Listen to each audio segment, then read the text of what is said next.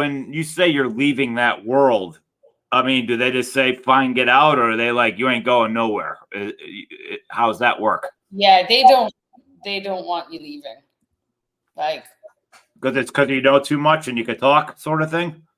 Yeah, I think, well, with this particular thing, it wasn't even like a cult, it was more of one person, but that they had like what I thought at the time was a lot of power, and they did make my life a bit of a misery for a bit.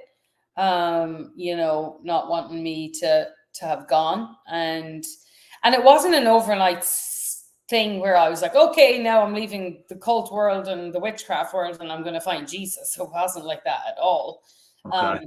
But I was just so broken, and so like everything about me, I had just lost myself.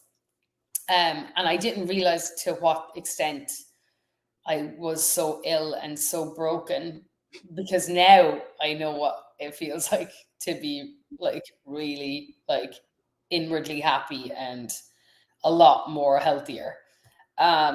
So it took a couple of months, and even in those months, like I couldn't, I was, unfortunately, I was drugged a lot of it, and I became dependent on different substances to just keep me going on a daily basis, due to the fact that this person had kind of coursed me into that world.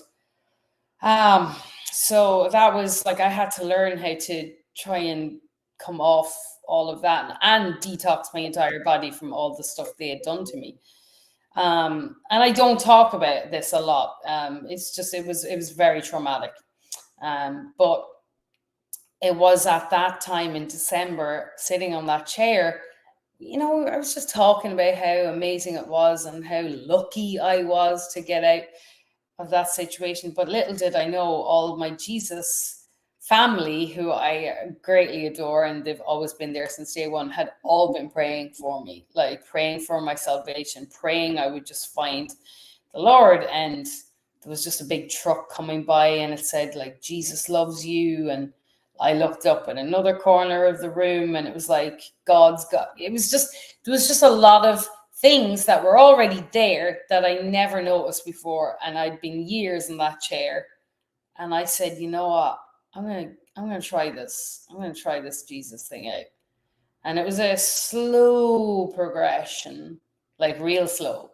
But he kind of revealed to me that like, I'm gonna quick fast, like you're gonna be on a quick pace here to get you to where I need you to be. So in the coming years, up until even present day, people are like, it's crazy how fast you transitioned and how quick your spirit was just, and I learned to, you rebirth yourself. And I know it sounds so, odd to certain people, like, oh, you're reborn. Like, what does that mean? But you do, because you shed all the old parts of you and all your old ideas and your ways. And I am still learning. Like, I am still learning today, and I always will till the day I die, because you're never going to have it all figured out.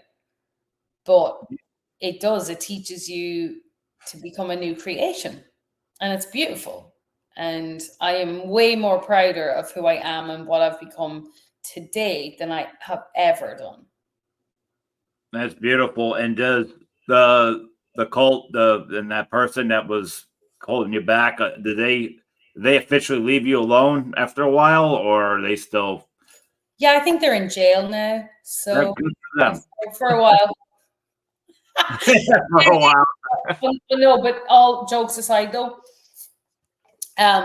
they're criminals, so this is what they do. So about 2 years, let me see, it was a year and a half, I got a phone call from an attorney, and there had been, I think, 5 or 6 others after me as well. So this is a continual, this isn't just something I was a one-off.